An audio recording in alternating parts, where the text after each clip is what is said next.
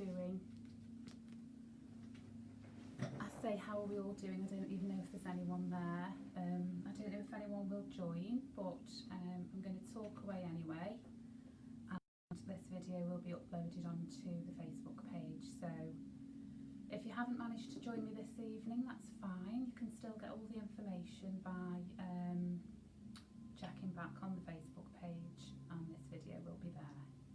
But it would be nice if I do get a few joiners, because then you can ask questions and I can answer them for you. So, how are we all doing? I hope you're all doing okay. Hi Anik, thank you for joining me. Lovely to see you the other day. I decided to do a live video on the subject of acne and acne-prone skin, because I seem to be getting a lot of people coming into the salon who are suffering with breakouts due to what they think is mask wearing, and also a lot of my ladies have teenage sons and daughters, and clearly this is an issue that young people struggle with, and it can be difficult as a parent to guide your child in the right direction to make informed product choices in terms of skincare that they use at home. Many young people turn to vloggers, bloggers, YouTube, social media influencers to help them make their skincare decisions, and these aren't always the right people to turn to. They've not always been qualified to advise, simply because they've used something that's them on their skin doesn't necessarily mean that it's going to work for you or for your child. As we all know, our skin is unique and we're all different. So as I say, many of them are not professional skin therapists and they're not really qualified to offer advice. So what qualifies me to offer advice? So those who don't know me, I'm Lisa, and I've got the Beauty Loft in Stone in Radford Street, where we do a full range of beauty treatments, but we also have a skin clinic, and I am qualified as an advanced skin specialist. So we've had lots and lots of training in skin related conditions and concerns, using the derma-cosmeceutical brand New, which is a South African brand, and that's why I'm doing these videos, to try and help people to make informed choices. So I've got notes here because I don't want to forget to tell you anything, and I want to just start by looking at what can cause acne or breakouts, whether it's internal or external factors, and recognising when we can treat it with home care, combination of home care and professional treatments, and when it may need a GP referral. So although a GP referral I would stress as a last resort. So the development of acne, before we understand how acne starts, I want to just show you, I'm hoping you'll be able to see it on the screen, but I'm going to pop these slides into the comments for afterwards. So I'm going to show you a picture of a healthy skin. I don't know if you can see this, so I'm going to hold it up there. So this is a healthy sebaceous unit, and you've got the follicle, which is where the hair grows, which is, gosh, it's weird doing it like this, which is here. So this is your hair follicle. And you can see in red and blue at the top here, that's your epidermis. So that's the epidermal cells in red and blue at the top. And then you've got your sebaceous gland down on the left, which looks a little bit, well, it might not be the left to you actually, but it looks a little bit like a cloud, little cloud-shaped bit. And that makes oil or sebum. And in a healthy skin, that sebum gets pumped up the hair follicle, which acts like a bit of a wick, like a candle wick, and it will just end up on top of the epidermis here. And that's part of the acid mantle at the top of the epidermis. So then you've got your sebaceous gland, so that's okay. So also in a healthy skin, you've got what normally happens is the oil travels up and it sits on the top there, and these are the same epidermal cells in the follicle here on the top. Okay, so all of those cells in red all around the follicle, those are all epidermal cells. So that's what your healthy skin looks like. So the epidermis naturally exfoliates itself. The cells starting lower down in the basal layer, down here, up, and they separate into the epidermis. And that's the epidermis all along there and travelling all the way down there. Okay, so over the next 28 days they become stratum corneum cells, and they fall off and they naturally exfoliate, and that's what should be happening in the follicle in a healthy skin.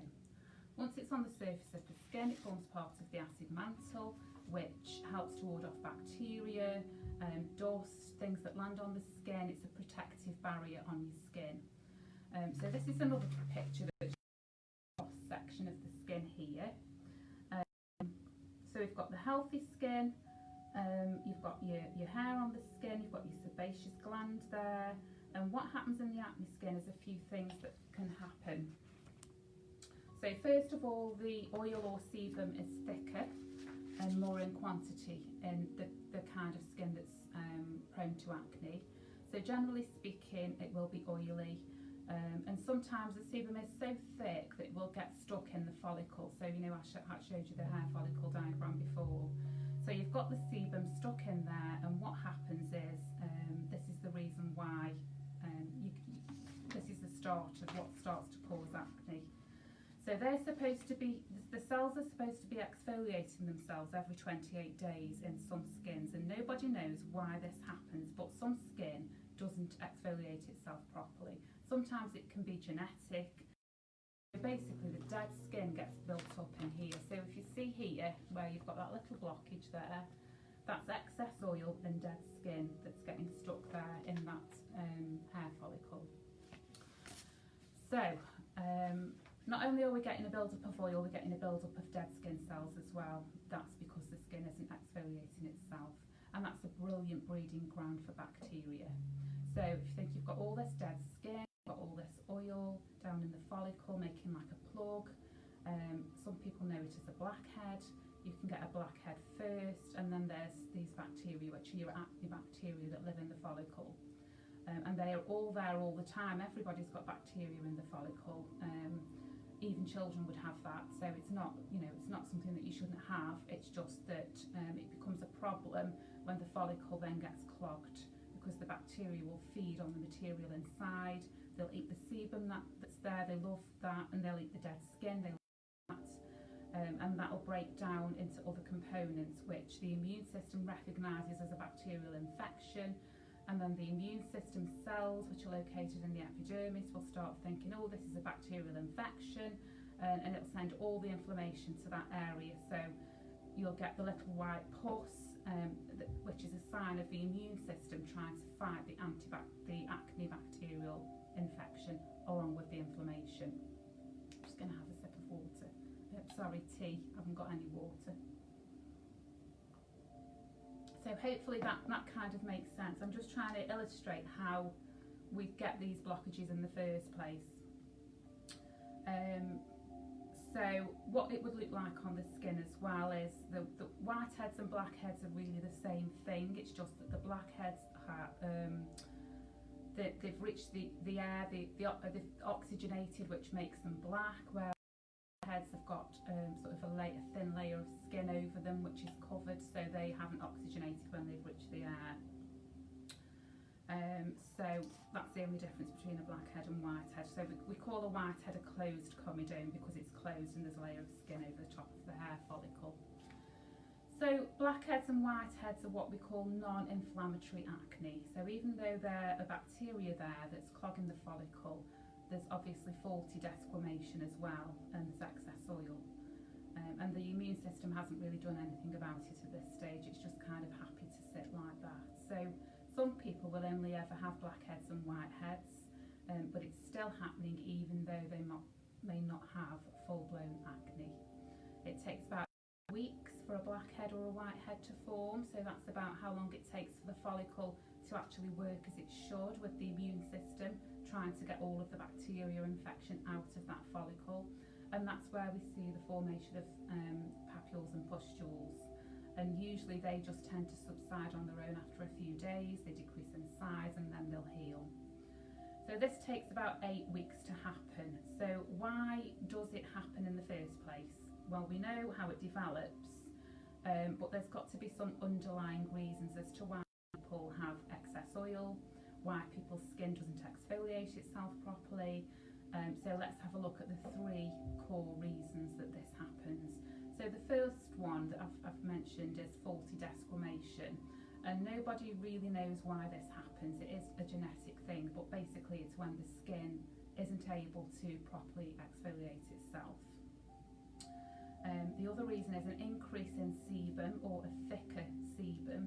So normally this is controlled by genetics, but at certain times in our lives, because of hormone influences, hormonal changes, so it might be the menopause, in young people it might be puberty, it might be pregnancy, it might be because you're on the pill or you've changed your pill. This can affect the sebum levels because they are controlled hormonally. And then the third reason is an acne bacterial infection. And bacteria is always there in healthy skin, as I've said, but it's when the follicle gets clogged due to the reasons I've just mentioned, say faulty desquamation or an increase in sebum. So those are the 3 core reasons. Another reason could be the use of comedogenic ingredients. So these can be in skincare products that you might be buying over the counter or self-prescribing that are actually making your problem worse. So you know, you've got to be really careful about what you're using on skin that's prone to breakouts.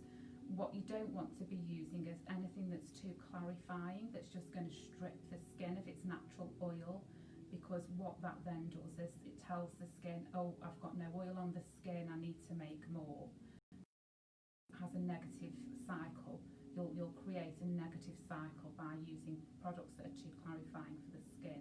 So we've got to really make very well-informed product choices when we're dealing with this type of skin. UV light can be an issue, so UV damage, because that kills the bacteria on the epidermis, and also friction can make it worse. So as we know with maskne, acne worse because the friction stimulates the nerves. So this is why some people are getting, or seem to be getting, more breakouts with wearing masks. So let's just backtrack and talk a little bit more about hormones.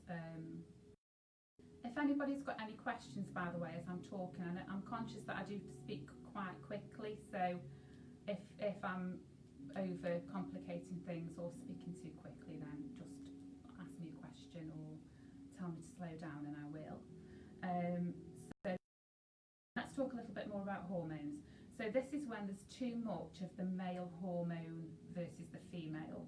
So actually it's teenage boys who suffer more because of this, because they have higher testosterone levels when they're in the teens. And it's all to do with the balance of the male hormone versus the female hormone. And it's why, you know, at certain points in somebody's menstrual cycle, they'll break out. It's all to do with the hormone levels. Next, if we talk about faulty desquamation, so as I said, this is genetic. There's not a lot we can do about it. Nobody really knows what happens, but we can still treat it because NIMU have products that specifically will help with exfoliation. So you can exfoliate yourself by using products on your skin, even though your skin's not exfoliating itself naturally as it should do. So just speaking a bit more about comedogenic ingredients. So comedogenic ingredients that block your pores, basically they're pore blocking ingredients. So like squalene, which you tend to find in cosmetic products. I'm not probably pronouncing all these correctly. It's spelled SQUALENE. So just look at your ingredients when you're buying products, and if these are in there and you've got skin that's prone to breakouts, these are the products that you need to avoid. You tend to get some ingredients in cosmetic products which are really bad for this type of skin, such as mineral oils, so like baby oil, Vaseline, those types of synthetic oils, coal tar, that's in shampoos used for dandruff and things like that. You've got which is a surfactant that's found in some of the cheaper face washes, things like emulsifier and cocoa butter, which is so fashionable but actually contribute to blackhead formation.